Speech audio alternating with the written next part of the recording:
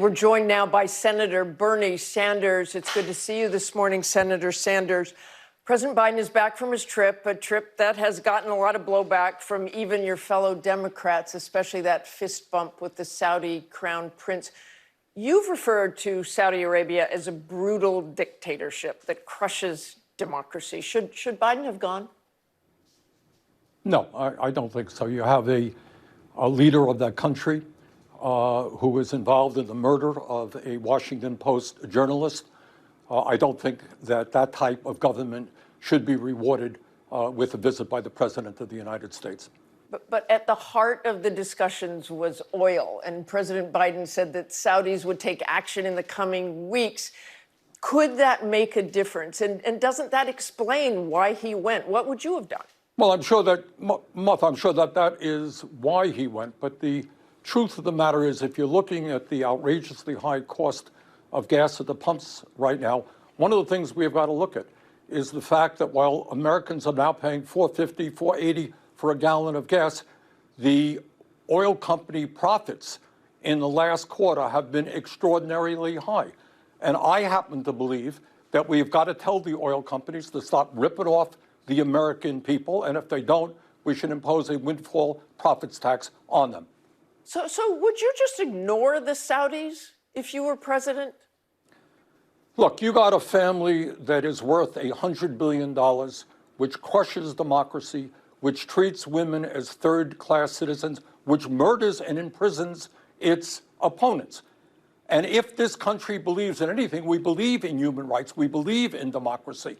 And I just don't believe that we should be maintaining a warm relationship with a dictatorship like that. And I want to go back to the economy. How concerned are you about a recession? Well, what I am really concerned about is that increasingly, Martha, and I think most Americans know this, we are moving rapidly into an oligarchic form of society. You know, we talk about the economy doing poorly for the working class, for the middle class. That's true.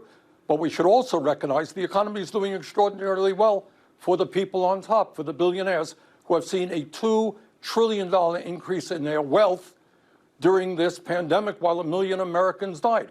So the struggle must be to create an economy that works for all, not just the people on top, a political system which is not dominated by super PACs and billionaires, a media which is not owned by large corporations.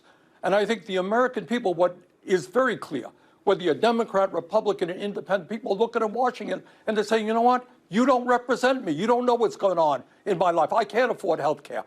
I can't afford the cost of prescription drugs. I can't afford child care. What are you doing about it?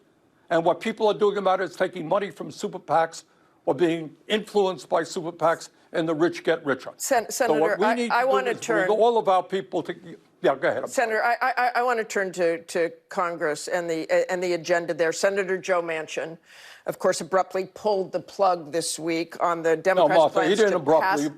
Martha, Okay, he abruptly on Friday He didn't abruptly do anything. He has sabotaged for a while. the president's agenda. No. Look, if you check the record 6 months ago, I made it clear that you have people like Manchin, Sinema to a lesser degree, who are intentionally sabotaging the president's agenda, what the American people want, what a majority of us in the Democratic caucus want. Nothing new about this. And the problem was that we continue to talk to Manchin like he was serious. He was not. This is a guy who is a major recipient of fossil fuel money, a guy who has received campaign contributions from 25 Republican billionaires. You think this guy is serious? Senator, okay, you say he wasn't serious, but Manchin says his main goal is to do what's good for West Virginia, and he's worried about inflation. Listen to what he told the West Virginia radio station. Listen to this, please. Is that right? Inflation is absolutely killing many, many people. They can't buy gasoline. They have a hard time buying groceries. Everything they buy and consume for their daily lives is a hardship to them. Your reaction to that, Senator? Well, look, the same nonsense that Manchin has been talking about for a year. West Virginia, it's a beautiful state. I've had the pleasure of being there. Great people. It is one of the poorest states in this country.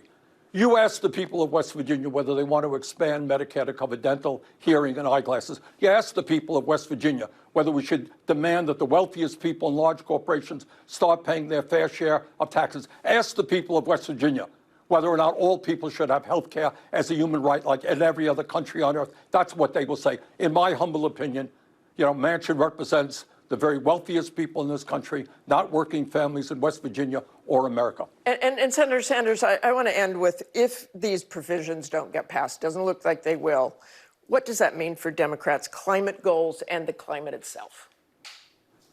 Martha, it ain't Democrats. It isn't the president. It is the future of the planet. So when Manchin sabotages climate change, this is for future generations. What's going on right now in the West, all over the world, we're looking at significantly increased, more and more heat waves. You're going to look at more drought, more flooding. This is an existential threat to humanity. And what this election must be about is whether or not we're going to vote for candidates who are prepared to stand up for working people, stand up for the planet, and have the courage to take on the billionaire class who dominates our economy and our political life. That's what this election is about. The Republican Party is not there. We need more progressive Democrats who are going to fight for workers. Okay, thanks for joining us this morning, Senator Sanders. Hi, everyone. George Stephanopoulos here. Thanks for checking out the ABC News YouTube channel. If you'd like to get more videos, show highlights, and watch live event coverage, click on the right over here to subscribe to our channel. And don't forget to download the ABC News app for breaking news alerts. Thanks for watching.